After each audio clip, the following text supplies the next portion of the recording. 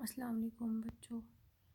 आज 7th class के बच्चों का टॉपिक है, हम एक्सरसाइज कर रहे हैं।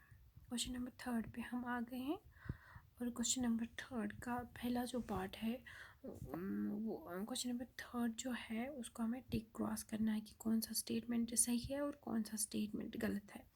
दो स्टेटमेंट्स दिए गए हैं। पहला स्टेटमेंट है fat is completely digested in. Fat कहाँ पे कम्प्लीटली डाइजेस्ट होता है? फ़ैट की डाइजेशन तो जैसा कि आप जानते हैं स्टमक से शुरू हो जाती है और स्मॉल इंटेस्टाइन्स पे ख़त्म हो जाती है। तो उसका मतलब है फ़ैट की कंप्लीट डाइजेशन कहाँ पे ख़त्म हो जाती है? स्मॉल इंटेस्टाइन्स में। ठीक है, तो पहले स्टेटमेंट का आंसर है कि फ़ैट की जो कंप्लीट डाइजेशन है वो स्मॉल इंटेस्टाइन्स में होके ख़त्म हो जाती है। दूसरा स्टेटमेंट है water from the undigested food is absorbed mainly in.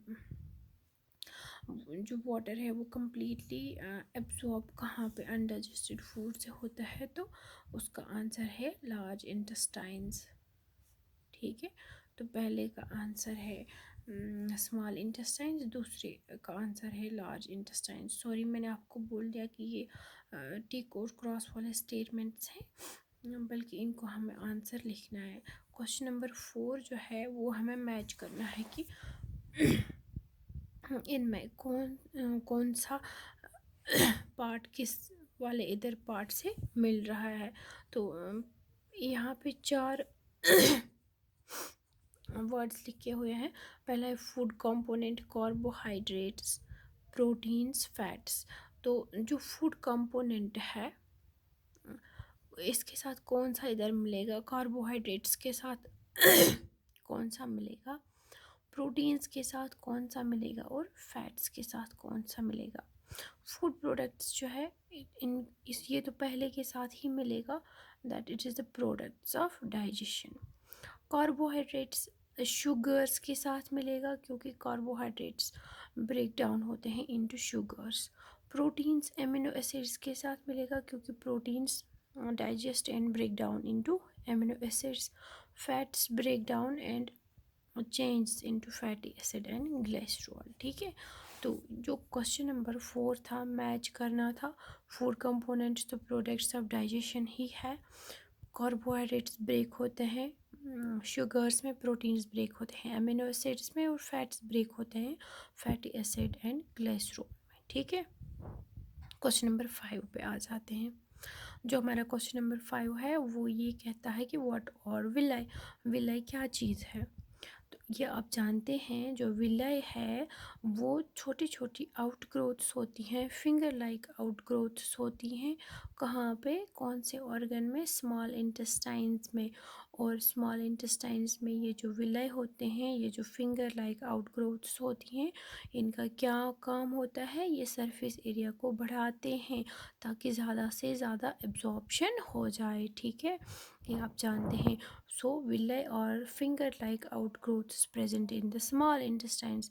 Villi finger like outgrowths होती हैं और स्मॉल इंटेस्टाइन्स में मौजूद होती हैं। These increase surface area for absorption of the digested food। इनका काम है कि ये surface area को बढ़ाते हैं ताकि digested food से absorption ज़्यादा से ज़्यादा हो जाए। क्वेश्चन नंबर 6 पे आ जाते हैं।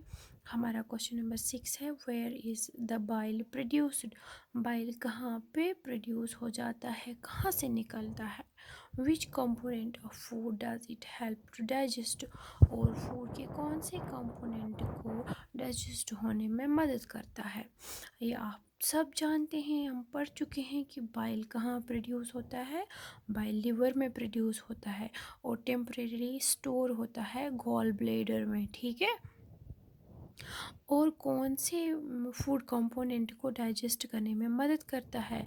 बाइल जो है फैट्स को डाइजेस्ट करने में मदद करता है। ठीक है, यह हम पढ़ चुके हैं। सो इसका आंसर हमने लिखा है bile is produced in the liver. Bile liver में प्रोड्यूस होता है and it helps in the digestion of fats, और फैट्स को डाइजेशन करने में मदद करता है। ठीक है, तो ये हमने आज किए 1, 2, 3 एंड 4 4 क्वेश्चंस।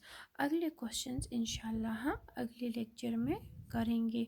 और आप खुद भी एक कॉपी मेंटेन करना, नोटबुक मेंटेन करना जिस पे आप ये क्वेश्चंस लिखेंगे, खुद लिखने की कोशिश करना।